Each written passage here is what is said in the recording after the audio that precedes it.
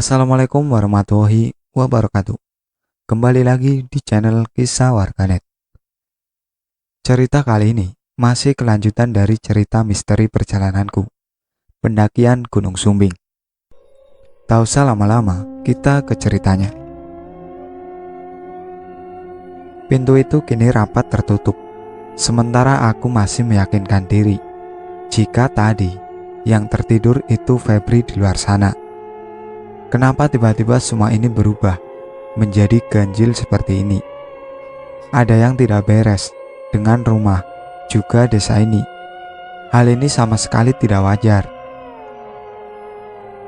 Aku hanya menenangkan Jessie yang masih dalam masa ketakutannya. Dia hanya menangis dan mengucapkan kata untuk pulang. Harus kemana mencari jalan pulang? Menunggu keajaiban datang sama halnya hanya menunggu kematian yang menyapa melalui rasa ketakutan yang tanpa kunjung usai.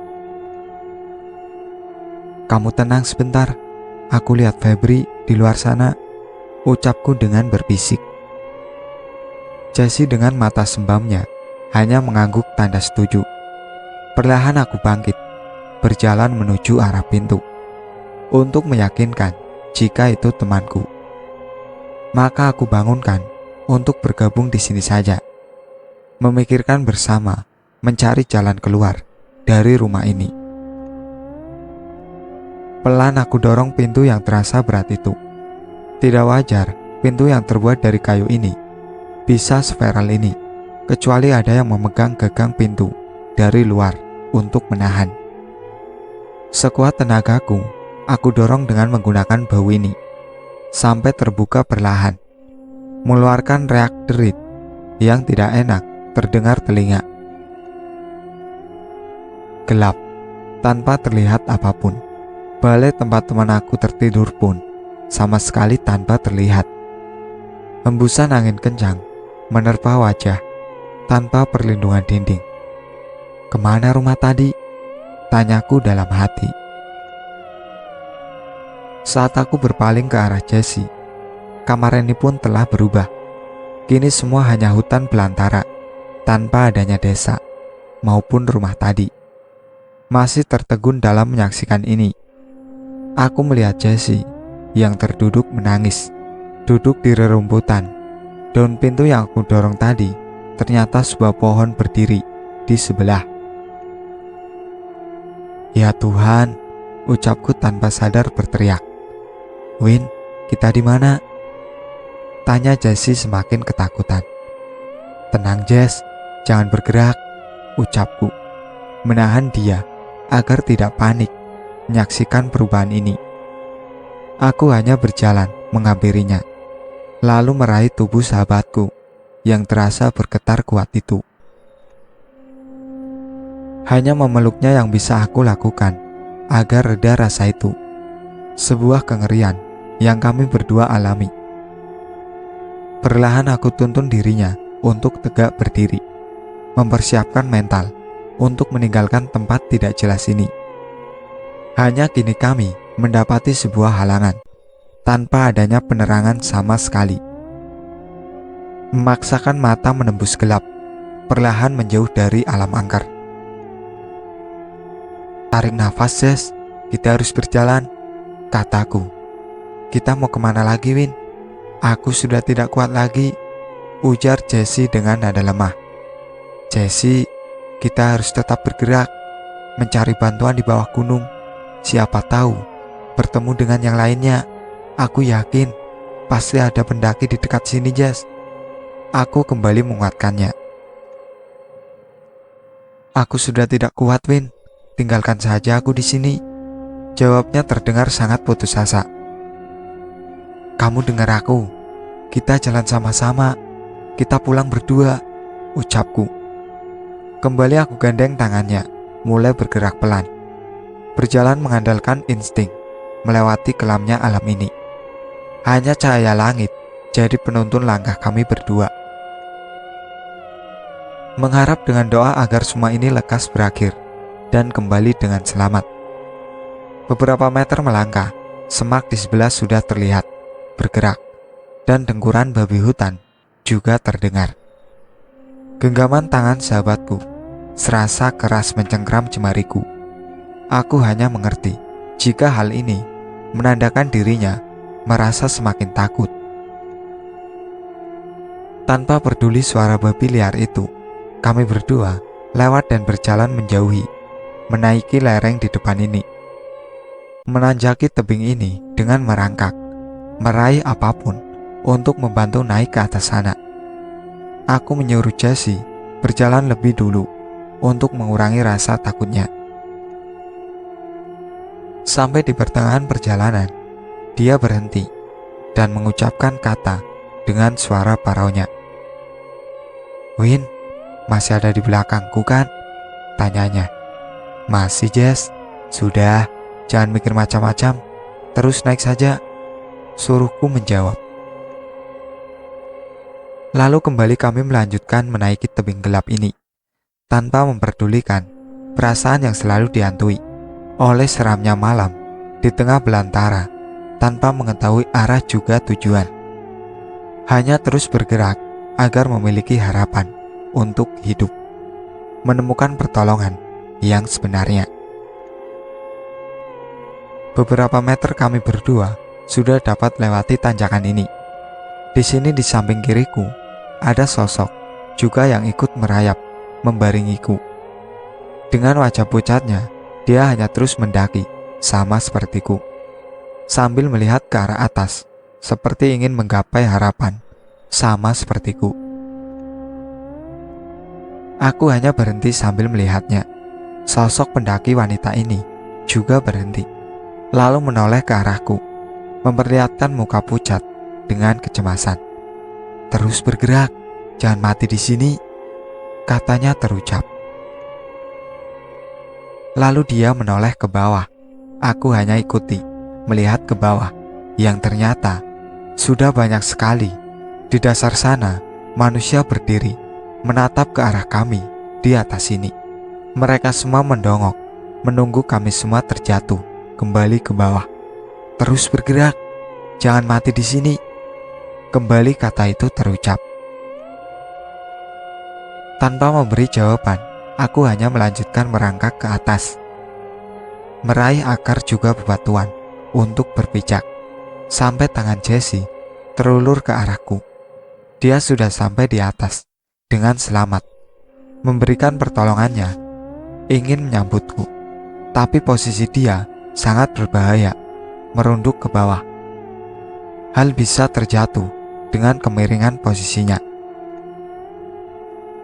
"Jess, kamu tenang di sana, jangan melihat ke bawah. Aku segera sampai," teriakku. "Cepetan, Win," balasnya. "Iya, aku segera sampai," jawabku. Kembali terdengar ajakan dari sosok di sebelah, dengan tatapannya yang kini terlihat semakin menunjukkan rasa takut. "Terus bergerak, jangan mati di sini," selalu terulang katanya, tanpa aku memberikan jawaban sepatah kata pun. Hingga aku kini sampai di samping temanku, Jesse, menghirup lega. Namun sosok wanita tadi sudah tidak terlihat. Mau memastikan melihat ke bawah, ke arah kerumunan orang tadi. Namun keburu tanganku diraih Jesse untuk melangkah menjauh dari bibir tebing.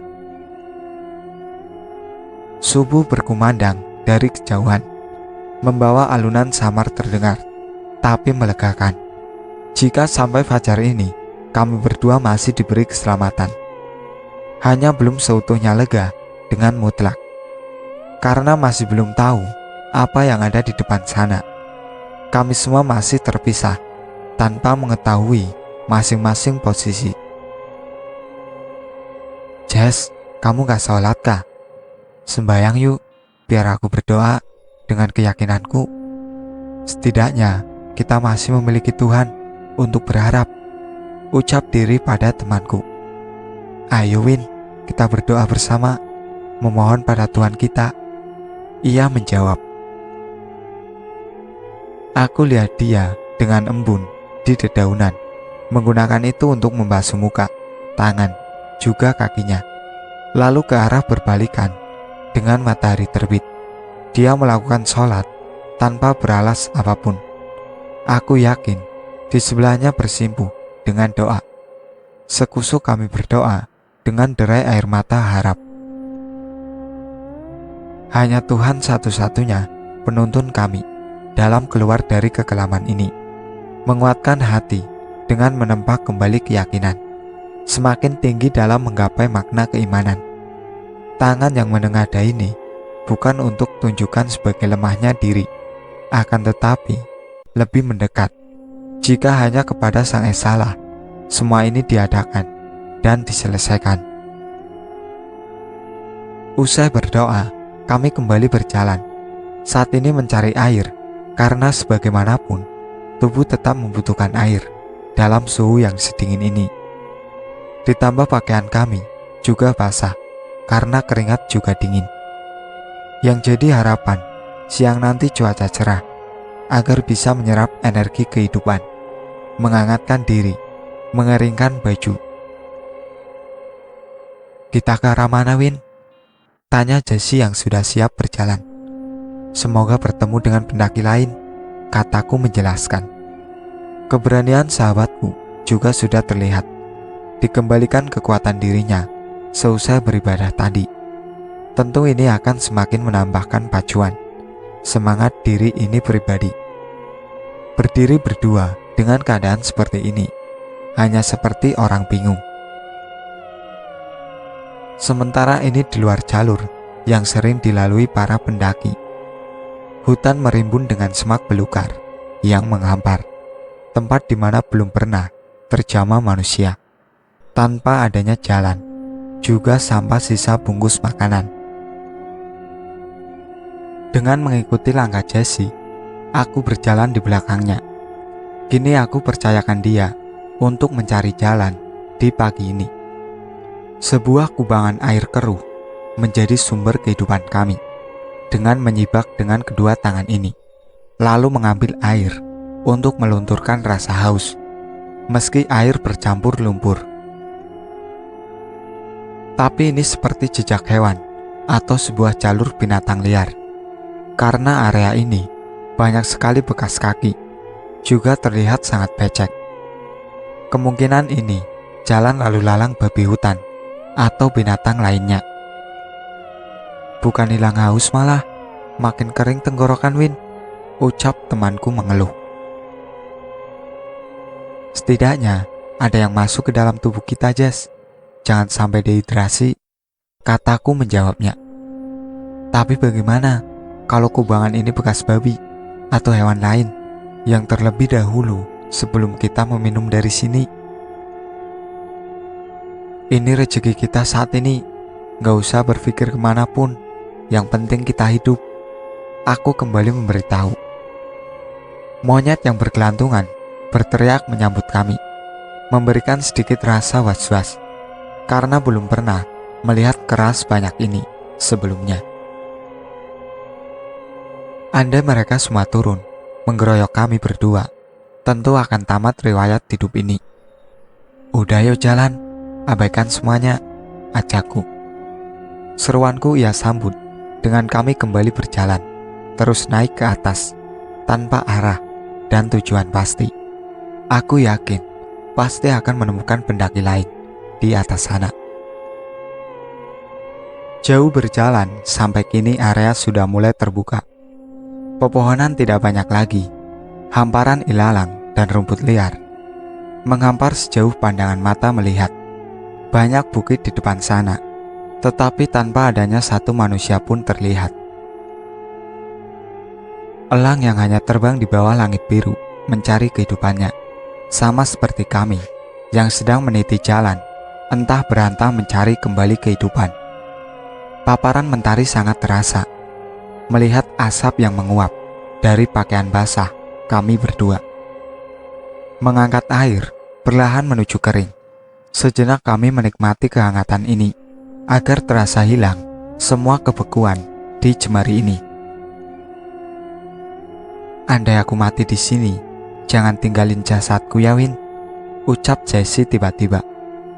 Kamu ngomong apaan sih, Jess? Kita akan hidup, akan pulang bersama. Tidak ada yang ditinggal di sini. kata berucap dengan lelah. Kamu lihat Win, kita di mana? Tanpa siapapun, kamu yakin kita selamat? Jessie berkata dengan mulai menangis lagi. Jessie, percaya aku, kita pasti keluar dari sini dengan selamat. Ingat teman-teman kita juga saat ini sedang berjuang seperti kita. Kita pasti bisa lewati semua ini, Jess. Aku menjelaskan dengan ikut menangis. Merangkulnya, menguatkan dirinya, tanpa ada seorang pun yang memberikan diri ini kata semangat. Anda mengukur lemah, aku kini juga dalam posisi itu. Lelah, takut, lapar, juga nanar melihat kenyataan yang belum nyata. Luka hati itu ketika sahabat berhenti melangkah, karena rasa putus asanya, karena ketakutannya. Mengira jika kehidupan itu sudah jauh meninggalkan dirinya. Hamparan savana ini menjadi saksi sejarah dalam diri. Jika aku dapat selamat melewati ini, tidak akan pernah berhenti memeluk alam. Janji diri akan tetap menjadi pendaki dengan segala resiko di dalamnya. Semua ini, ketakutan ini, hanya sebagian dari misteri perjalananku. Masih berjemur menghangatkan diri, namun jika lama-lama justru akan menambah rasa haus, juga dehidrasi. Melanjutkan langkah menjadi hal terbaik untuk menggapai setitik harapan. Ayo Jess, jalan kita, jangan berlama-lama, keburu kita kehausan lagi, ajakku. Ayo, semoga di sana kita menemukan sumber air, juga makanan ya Win. Perut sudah melilit ini, katanya. Semoga Jess, di atas sana ada pendaki, kita bisa meminta tolong mereka. Ucapku memberi gambaran semangat.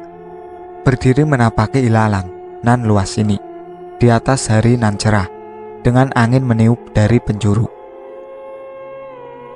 Kepala yang berdenyut semakin sakit, begitu juga dengan anggota tubuh lainnya. Menahan lapar, juga haus, setelah sekian lama berjalan.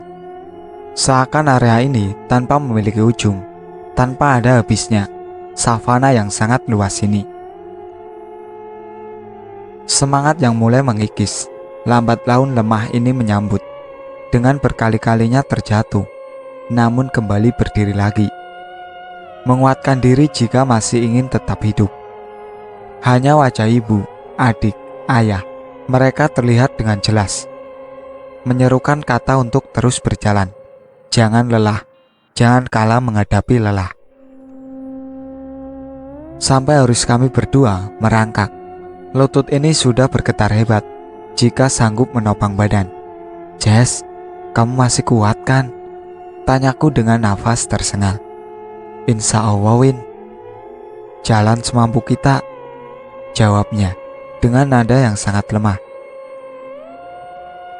Aku hanya memandang dia di bawahku, dengan mataku yang mulai penuh dengan kemerlipan cahaya putih, bak kunang-kunang. Wajah sahabatku terlihat pucat, dengan bibir yang sangat putih pucat. Menahan semua ini sungguh menjadi perjuangan dalam lereng kematian, mencari kembali lagi kehidupan. Mentari sudah perlahan meninggalkan senja, sinar berwarna merah, berpadu dengan remangan alam. Mengusung candi kala yang kembali menghadirkan perarakan wujud sang gaib.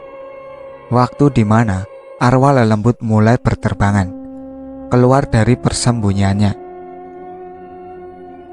Gelap semakin menjamah bumi, kembali turun kabut yang dibawa angin, menyelimuti tanah raksasa ini. Dingin embun malam kini kembali membawa bekunya diri. Sebuah sungai terdengar, tidak begitu jauh, menandakan jika telah mendekati sumber kehidupan kembali. Bergegas aku ajak Jessie segera mendapatkan air. Sepuas-puasnya kami berdua meminum air. Terasa dingin itu membasuh muka, juga membersihkan diri. Terasa segar, sedikit kembali memiliki kekuatan untuk melangkah. Anda ada botol, bisa kita isi air ya Win? Ucap Jessie. Kenyangkan saja perut dengan air selagi ada Jess. Kita tidak tahu lagi kapan jumpa air, suruhku, dengan membersihkan lumpur di sepatu. Aku baru ingat ada HP, bisa buat senter. Baterai juga masih ada nih, kata temanku memberitahu. Agak lega mendengarnya, setidaknya tanpa terlalu meraba kami berdua jalan. Bisa melihat keadaan sekitar dengan sedikit penerangan. Di seberang sungai kecil ini, berdiri sosok hitam dengan tangan yang panjang menjuntai. Tatapnya merah menyala, makhluk yang mirip dengan lelembut yang memegang kepala Leo dan membuat Jessie pingsan malam kemarin. Tanpa berpikir panjang, agar tidak terjadi hal yang tidak diinginkan, langsung aku raih tangan sahabatku untuk berlalu pergi dari area ini. Terkejutnya dia paham jika hal ganjil mulai terjadi lagi. Dia hanya diam mengikuti langkahku. Walau dalam gelap, terlihat juga di sebelah kiri atas berdiri wujud yang sama, dan mulai bermunculan mata merah menyala dari sebalik kabut ini. Bau kemenyan yang dibakar tercium hidungku, sampai temanku menjerit ketakutan. "Ah, Win, ada..." teriaknya. "Diam, Jessie," teriakku untuk menghentikan takutnya. Hanya disusul dengan nafas ngos-ngosan, juga degup jantung yang terasa ketika dia memelukku, menyembunyikan wajahnya di sebalik punggung ini. "Jess, kita punya Tuhan. Terus berdoa dan anggap semua itu tidak kamu lihat," suruhku mengingatkan. Geraman suara itu terdengar sangat berat, juga tertawa. Mereka seakan sedang mengejek kami berdua yang tengah berdiri dengan gemetar ketakutan, menahan lagi rasa miris, ngeri yang dihadirkan lelembut ini. Semakin lama, semakin bertambah banyak, sampai semua sisi penuh dengan penampakan gendruwo. Langkah mereka menyibak belukar, mendekat dengan memperlihatkan tangan hitamnya, menyingkirkan kabut-kabut seperti menyibak. Semua semakin jelas terlihat. Ingin jatuh tubuh ini terbentur aura magis para lelembut yang begitu banyak. Pelukan temanku kini menjadi penopang diri, sama saling menguatkan dalam kondisi yang tidak sanggup aku hadapi. "Winda, Win," suara itu terdengar dari atas sambil menyorotkan senter ke arahku. Mendengar itu, kami berdua mendongak ke arah cahaya itu, meski terhalang bayangan hitam yang banyak di depan kami berdua. Desiran darah ini mengalir cepat sampai ke pangkal kepala, merinding dengan badan yang mulai panas. Terjadi karena dekatnya sosok ini menghantamkan energi astral mereka. Sosok itu kini tanpa jarak, tangannya semua menyentuh kami. Sangat banyak gendruwo, tanpa terlihat apapun. Mulut lebar itu tertawa dengan suara keganasan, seakan kami berdua akan mereka jadikan makanan, hingga tanpa lagi mengingat apapun. "Win, Win," suara itu terdengar, dan tepukan di pipiku juga terasa. Panggilan membangunkanku dari pingsan. Pelan membuka perlahan mata ini, melihat di sebelahku, Jessie juga tersungkur pingsan. Telah jongkok di sampingku, Mas Al dan Leo, tanpa bisa mengucap apapun. Kepala serasa sangat sakit, juga mual. Hanya Leo memberikanku minum, sementara Mas Al masih berusaha membangunkan Jessie. Sosok hitam yang sangat banyak tadi pun entah kemana perginya. Semua terlihat normal, bagai malam biasa yang dingin, berhiaskan asap alam putih. Berusaha duduk dan memakan mie instan mentah tanpa dimasak, karena itu yang mereka bawa. Kelegaan ini tanpa terkira lagi, karena ini memang benar, mereka bukan bangsa lelembut lagi. "Kemana yang lainnya, Dek?" tanya Mas Al. "Masih terpisah, Mas. Belum ketemu dengan Febri," juga Heni, ucapku memberitahu. Astagfirullah, sudah, kalian istirahat dulu di sini, pulihkan tenaga, katanya dengan terlihat panik. Jessie yang sudah mulai siuman pun kembali menangis, memelukku, sambil mengucapkan syukurnya. Hanya haru ini belum mengakhiri semuanya tanpa bertemunya kedua sahabatku yang masih di luar sana. Maafkan aku ya Jess, Win, kata Leo tiba-tiba. Sudahlah Leo, yang penting kita harus ketemukan mereka berdua. Melihat kalian selamat saja, sudah bersyukur aku, sangat bahagia, aku berkata sambil menahan tangis. Entah kenapa, ada gumpalan emosi dalam hati. Namun di samping itu, juga ada kebahagiaan yang melegakan. Sampai ucapan terdengar. Kalau sudah kuat, kita jalan.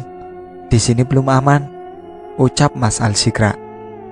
Mendengarkan itu, kami semua tanpa diminta langsung berdiri, ingin segera mengajaknya pergi. Karena dorongan takut yang datang seketika. Santai, gak usah gugup, kita jalan pelan, ambil barang-barang kita di atas. Gak jauh dari sini, kembali ucapnya terdengar. Setelah makan juga minum selesai, kami bertiga mengikuti langkahnya kembali naik ke percabangan, jalur di mana kita semua terpisah malam kemarin. Meski begahnya perut melilit sakit karena makanan barusan, tetap aku tahan sampai kami semua terduduk di tempat ini dengan tas juga keril yang masih pada posisi yang aku tumpuk waktu itu. 2 malam 1 hari, tidak adakah pendaki yang melewati ini atau binatang lain untuk mengambil logistik kami? Pikirku dengan perasaan yang sangat aneh. Masih ragu jika mereka ada. Kemari, aku tunjukkan raut menyeramkan itu yang selalu muncul di sebelah kiri, lalu disusul dengan kemunculan dari berbagai arah. Malam ini kami naik ke pohon tunggal, pos 4, mencari tanah landai untuk mendirikan tenda dan tentukan area bermalam kali ini. Meski mulut mulai asam, menahan mual, tetapi aku tetap mengikuti langkah mereka yang membawaku ke tempat lebih aman. Sampai termuntah isi perut, mie instan mentah tadi beramburan dengan air dalam lambung. Sudah jelas jika kondisi badan ini tidak lagi mampu menopang semua ini. Sesampainya di area camp, aku hanya terduduk melihat Leo juga Mas Al menyiapkan tenda untuk kami. Jessie yang tidak kalah parah denganku tersandar di bahu sebelah dengan muka semakin pucat. Sampai semua itu siap, aku dan Jessie mengganti pakaian bersih dan kering. Teh panas tawar mereka siapkan untuk melegakan mual, lalu makan dan beranjak tidur dengan aman. Tanpa hitungan menit, mata ini terpejam dan tertidur sampai kembali terbangun hampir pagi. Yang terlihat hanya Jessie dan Leo, sementara satu teman lagi tidak ikut masuk ke dalam tenda, atau mungkin sudah bangun duluan. Aku hanya memastikan keluar, namun tidak menjumpai Mas Al-Sikra di luar sana. Entah kemana perginya. Leo, bangun Leo, ucapku membangunkannya.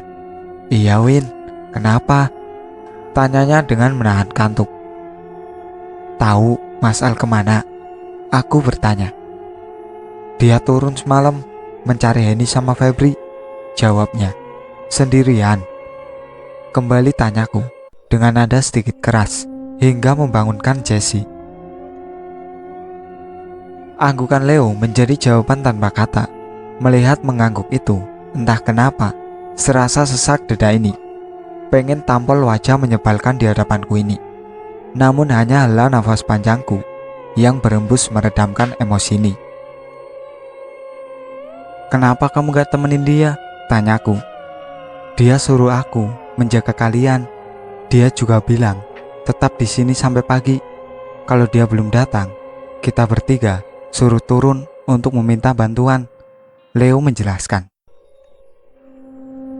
Aku yang mengajaknya, aku yang merepotkan dirinya. Perasaan yang tidak enak mengusung permintaan maaf diri ini sudah menuntun dia jauh dalam tanggung jawab besar. Andai kemarin nekat pergi tanpa orang ini, entah apa yang terjadi denganku, juga mereka. Alam buka, tempat untuk manusia yang selalu memiliki keegoisan, sementara tidak untuk kami yang masih belum bisa mengendalikan diri. Dudukku di luar tenda, memasak air, sambil memandang beberapa tenda di area ini. Para pendaki itu yang masih terlelap dengan lelah, tanpa melihat sekeliling penuh dengan tangan astral yang sewaktu-waktu dapat menyeret mereka. Kekesalan ini ditambah ketika menyaksikan Leo yang kembali tertidur, seakan sama sekali tanpa memiliki beban, mendengar dengkurannya. Tanpa berpikir jika sahabat mereka sedang pertaruhkan kehidupannya di luar sana. Kok kamu nangis, Win? Tanya Jessie yang melihatku dari dalam tenda. Enggak Jess, angin ini kencang banget jadi matanya pedih. Aku berbohong karena tidak mau jika Jessie memikirkan kesedihan yang sama. Sementara kondisinya juga masih lemah, sama sepertiku. Kebohongan ini untuk menuntun dirinya agar mulai berpikir positif, agar kembali segera keberanian, juga pemulih jiwanya. Kondisi seperti itu mustahil jika tanpa ada guncangan mental bagi yang mengalami. Membuat kopi juga roti bakar untuk sarapan kali ini sebelum kami siap turun mencari bantuan agar segera ada pertolongan bagi mereka. Febri, Henny, di mana kalian? Batinku menelisik kesedihan. Menggigit roti saja rasanya sangat sakit dalam hati ini. Aku bisa selamat dan menikmati sarapan di sini. Sementara kalian di mana? Sedang apa? Pasti kalian lapar, juga haus.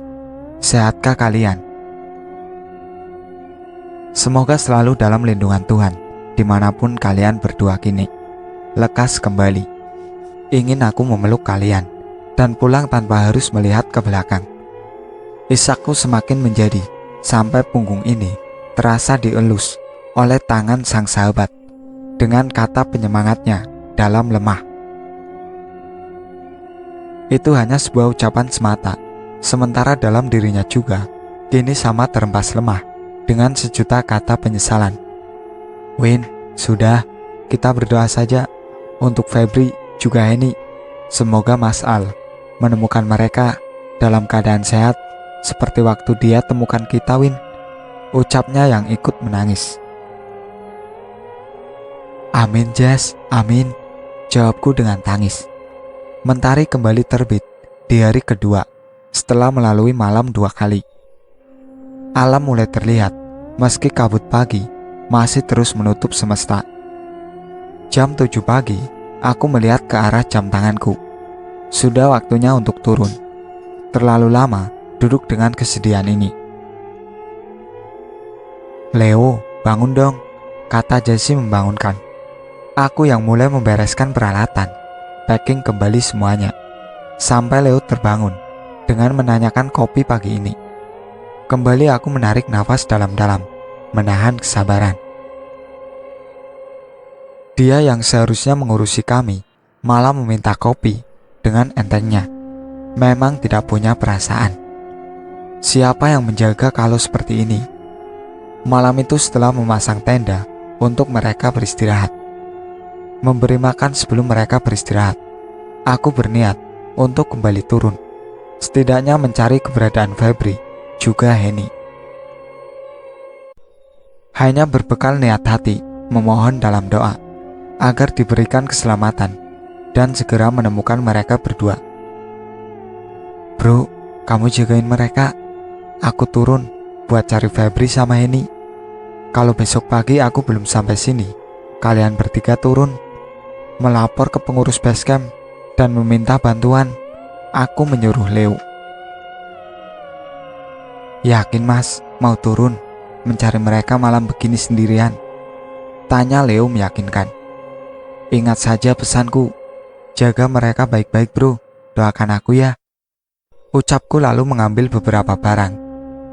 Aku memulai langkah, menuruni gelap, menyingkirkan segala ragu dalam hati.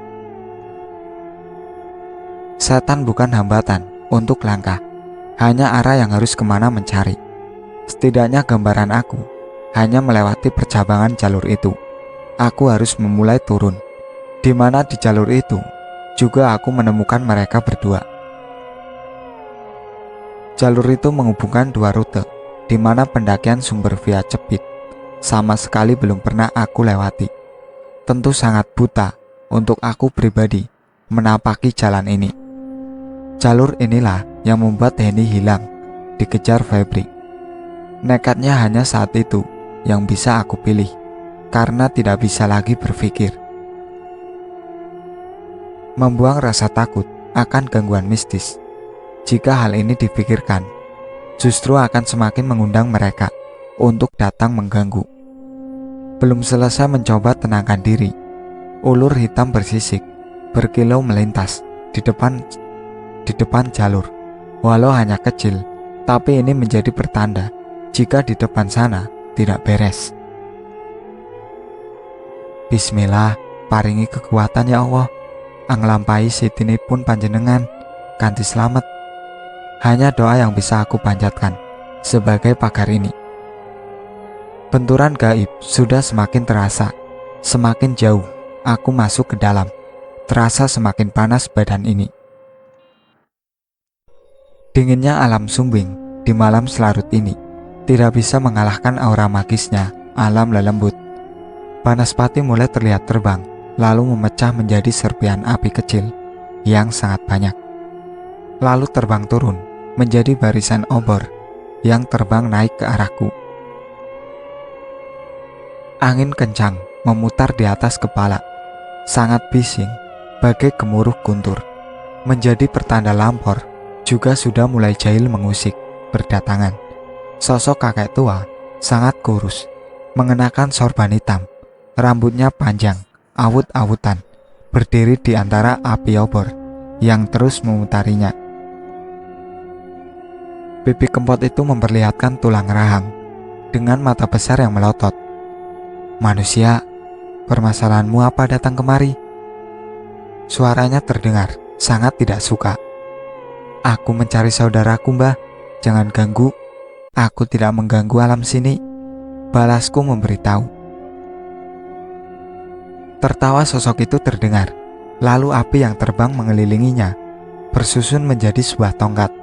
Dengan tangan kanannya dia pegang, lalu menunjuk ke arahku. Kematianmu hadir nak. Suara itu terdengar sampai angin semakin kencang memutar, menerpa menyelimuti, sampai pandangan mata ini tidak bisa lagi melihat sosok orang tua yang berdiri di bawah sana. Hanya sebuah tangan kurus mencekik leher, tanpa terlihat sosok kakek tua itu di hadapanku. Cengkramannya terasa semakin berat, menghambat nafas. Perlahan mengangkat kepala ini untuk melihat ke atas. Wajah menyeramkan kakek itu kini pas di depan mukaku dengan mata melototnya. Kulit kering keriput terlihat sampai giginya yang hitam dan juga menyeringai.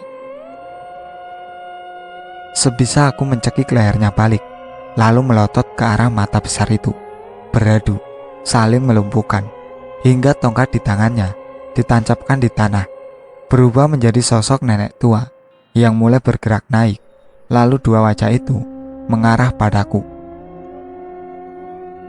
Krak, bunyi leher laki-laki tua itu patah. Kepalanya menggelinding, jatuh ke bawah. Disusul badannya yang lebur tertiup angin, hanya menyisakan wanita tua itu yang kini terbang mundur, menjauh, membuat jarak. Teriak pekiknya memecah sunyi, hingga angin yang mengelilingi menghilang secara tiba-tiba. Suara itu mengantar kembali gemuruh, bergetar tanah yang menjadi pijakan kaki ini, seperti terjadinya gempa. membuat aku terduduk, memegang sebuah batu agar tidak terperosok ke bawah. Basmalah adalah kesucian asma Tuhan. Gentar mereka para lelembut mendengar kalimat itu. Selalu amalkan, maknai, maka asma ilahi akan jadi penolong. Sampai di sini ceritanya. Nantikan cerita kelanjutannya. Sekian dari saya. Wassalamualaikum warahmatullahi wabarakatuh. Jangan lupa like, komen, dan subscribe channel ini.